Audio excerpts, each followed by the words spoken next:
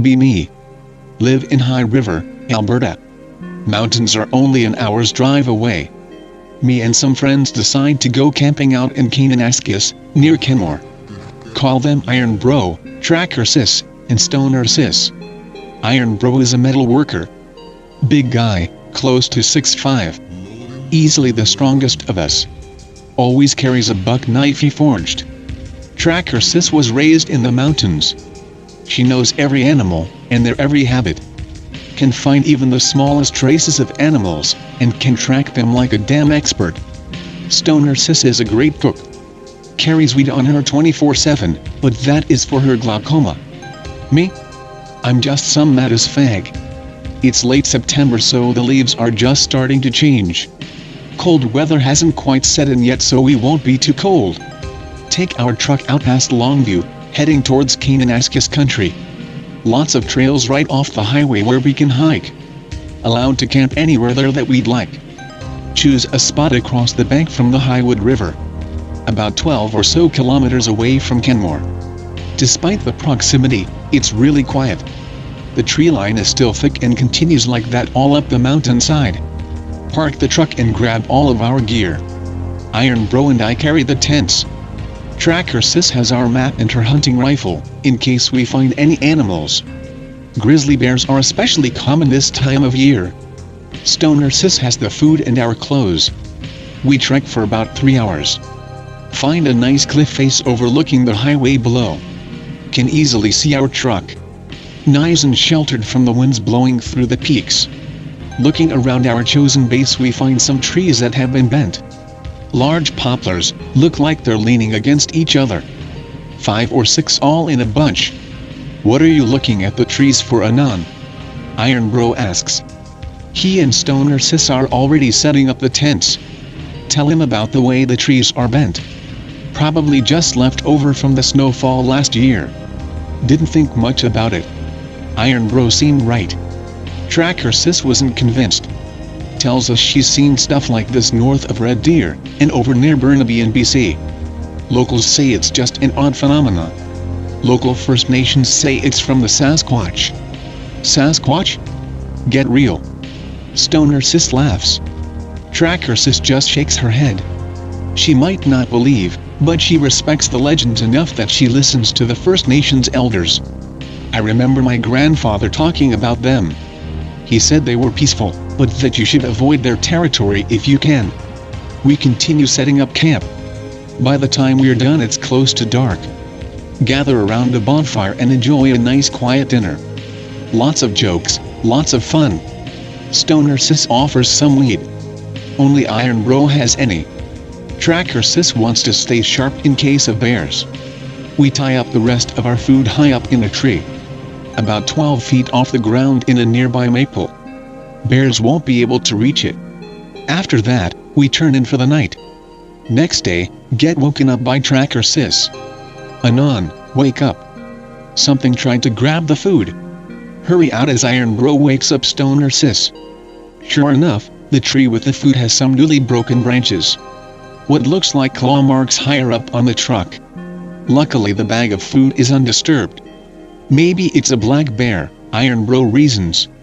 Tracker Sis agrees and says that we should try and tie it up higher tonight. Stoner Sis and myself go for some water. There's a stream not far from our clearing. We have all the gear needed to purify our water, beaverage is common here.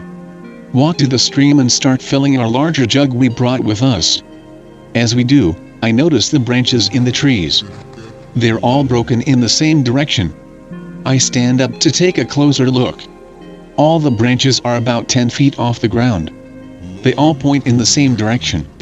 Away from our campsite. Remember my grandfather's words. If you see branches broken together, the Sasquatch has marked his path. Stay the way it points, all else is their territory. Return to camp with Stoner Sis. Tell the others about the branches. Iron Bro is confused, but not worried. They're just broken sticks and on. Tracker Sis is unconvinced. I've seen branches like that. They mean something bad.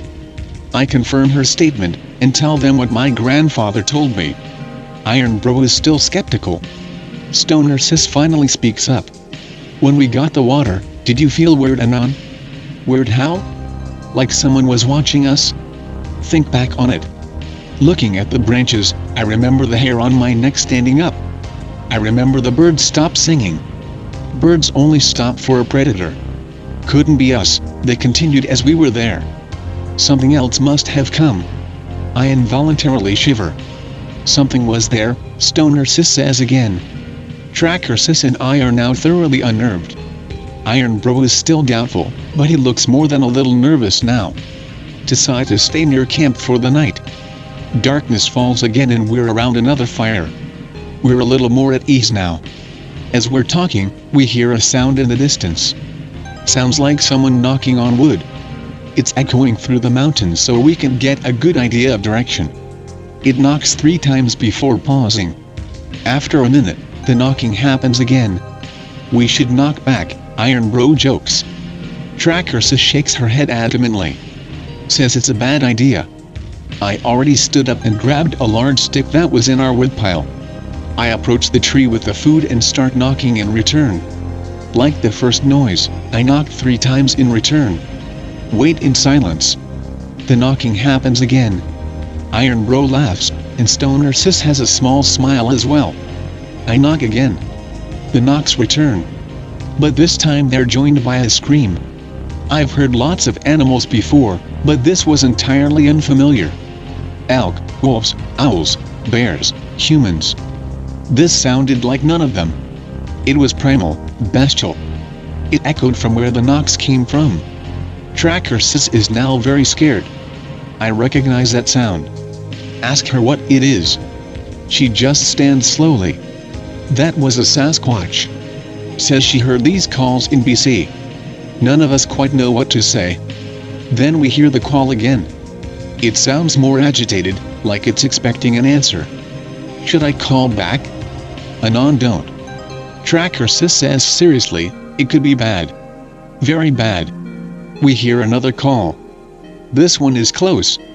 50 feet behind us in the bush we hear it. It's practically bellowing and it shakes right through us. Iron Bro is now incredibly scared, holding Stoner Sis protectively. Stoner Sis is halfway through her 3rd joint and is unable to comprehend anything but her own fear. Tracker Sis grabs her rifle reflexively. I back away towards them, clutching my stick.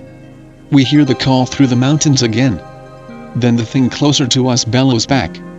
It's gotten closer. We can now hear it coming through the underbrush. The leaves are crunching under its feet gently. Then we can smell it. It's like a deep musk. Think wet dog meets pure testosterone, mixed with a harsh skunk. None of us know what exactly to do. It sounds big and all we have is a single gun, 1 buck knife, our hand axe, and a stick. Whatever this is, probably wouldn't feel any of that. The movement stops and we hold our breath. It's now only 10 feet away. Just outside the light of our fire, just inside the bush. For a moment silence. Then the calling in the distance starts again. This one is longer, more purposeful. Like it was summoning something. The thing across from us bellows back again, but now it's stamping the ground. It pounds the ground with its feet and hands, before shaking the trees. We wait for the worst. Then it starts walking away. We wait and listen to see if it comes back. After about 20 minutes, we hastily retreat inside our tents. Morning couldn't come fast enough. None of us slept at all. None of us dared to. Next morning, I'm up first. I go and check out our campsite. The food is still undisturbed, but the tree it was in was thoroughly shaken. This was a large maple. The trunk had to be 2 feet in diameter. The roots looked like they were being pulled out.